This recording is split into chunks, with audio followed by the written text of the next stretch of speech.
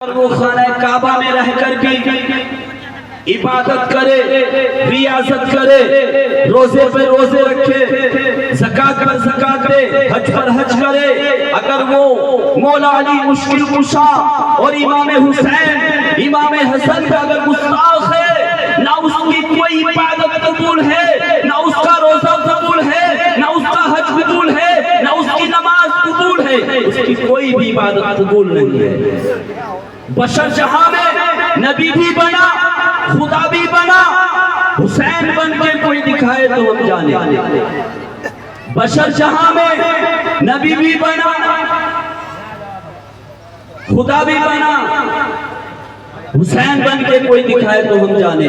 ارے حسین بننے کے لیے تو 6 ماہ کا علی اصغر بھی دینا ہوگا، علی اکبر کو بھی دینا ہوگا، حضرت عباس کے بازو قلم کرانے ہوں گے۔ تو میرے عزیزوں، میرے بھائیوں، ایک مرتبہ جبریل امین حضرت علی مولا علی مشکل کشا کی بارگاہ میں حاضر ہوتے ہیں اور مولا علی مشکل کشا سے عرض کرتے ہیں کہ اس وقت جبریل علیہ السلام کہاں؟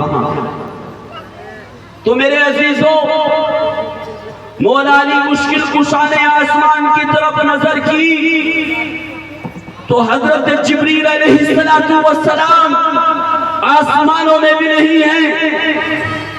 پھر مولا علی مشکل کشا نے مشرق کی طرف نظر کی تو حضرت جبریل علیہ السلام وہاں بھی موجود نہیں ہیں۔ پھر مغرب کی طرف، شمال جنوب کی طرف جب چاروں طرف نظر دوڑائی تو حضرت جبریل علیہ السلام کہیں نظر نہیں آئے۔ تو مولا علی مشکل کشا نے کہا کہ جو میرے سامنے اس وقت موجود ہے وہ جبریل علیہ السلام ہے۔ مشرق و مغرب میں مولا علی مشکل کشا نے، میرے عزیزوں، میرے بھائیوں، یہ بات ہے کہ نظر جب دوڑائی ہے تو کتنی بہت مختصر میں آپ نے اس جگہ دیکھ لیا ہے۔ تو یہ مولا علی مشکل کشا ہے، کیونکہ جن کے در سے ولایت چلی ہے، نبوت کا دروازہ بند ہے، ولایت کا دروازہ جاری ہے، اور اللہ والوں کی بارگاہ سے ہی ملتا ہے۔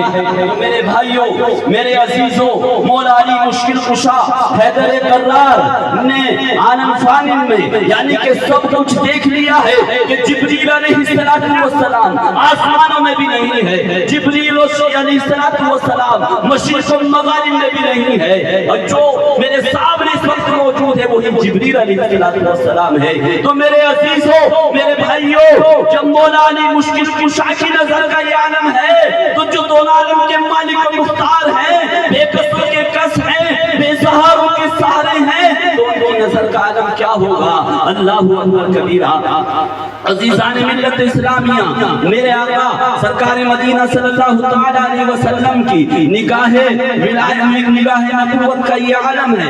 اگر ہم سفر میں ہیں تو نگاہ نبوت دیکھ رہی ہے، اگر ہم نماز میں ہیں تو نگاہ نبوت دیکھ رہی ہے، اگر ہم حضر میں ہیں تو نگاہ نبوت دیکھ رہی ہے، اگر ہم سفر میں ہیں تو نگاہ نبوت دیکھ رہی ہے۔ مختصر یہ کہ جہاں بھی ہے نگاہ نبوت دیکھ رہی ہے۔ سرکار مدینہ صلی اللہ علیہ وسلم ہمیں دیکھ رہے ہیں۔ ارے جب محتاج کا یہ عالم ہے تو مختار کا عالم کیا ہوگا؟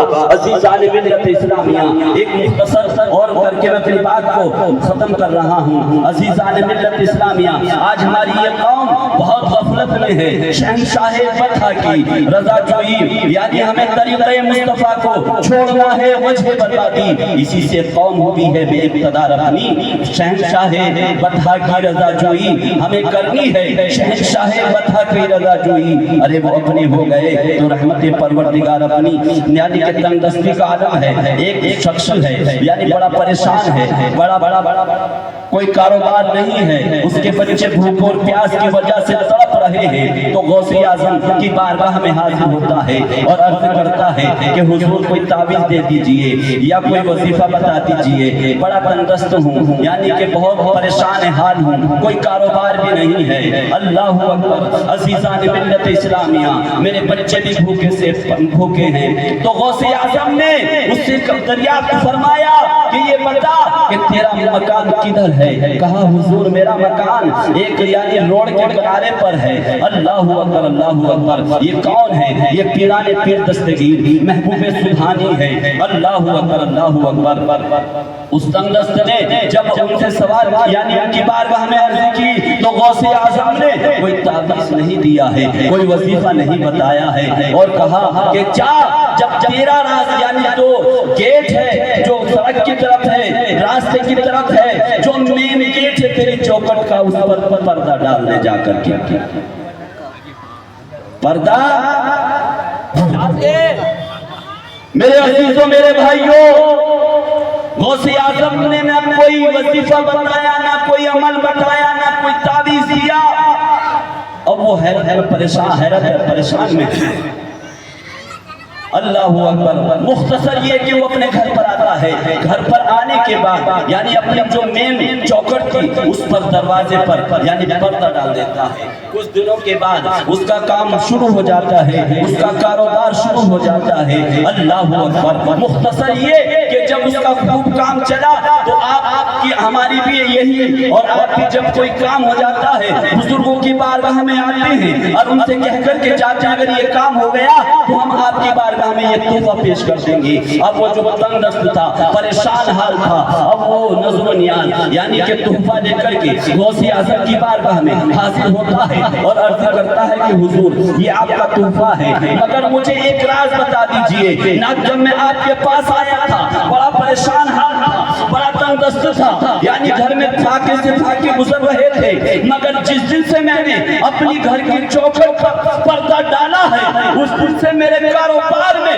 ترقی ہو گئی ہے، بہت امیر ہو گیا ہوں، رب نے بہت مال دیا ہے، مگر یہ راز بتا دیجئے اس کی کیا وجہ ہے، اس کی کیا بات ہے؟ اللہ اکبر اللہ اکبر۔ میرے عزیزوں یہ بات ہمیں بھی آج اپنے پلوں سے باندھ لینی چاہیے اور ہمیں بھی یعنی اس پر پابندی کرنی چاہیے۔ تو غوث اعظم نے کہا تھا اور سن شخص، جب تیرا گیٹ یعنی جو چوکٹ کا دروازہ تھا وہ کھلا رہتا تھا، اس پر پردہ نہیں پڑتا تھا، تو جو کوئی بھی گزرتا تھا یعنی ایک بے نمازی کی نظر تیرے اندر جو بے نمازی تھا اس گھر کے اندر جاتی تھی تو اس کی نحوست سے اس کی برکت نہیں رہتی تھی، یعنی اس کی نحوست سے تیرے گھر میں بے برکتی تھی۔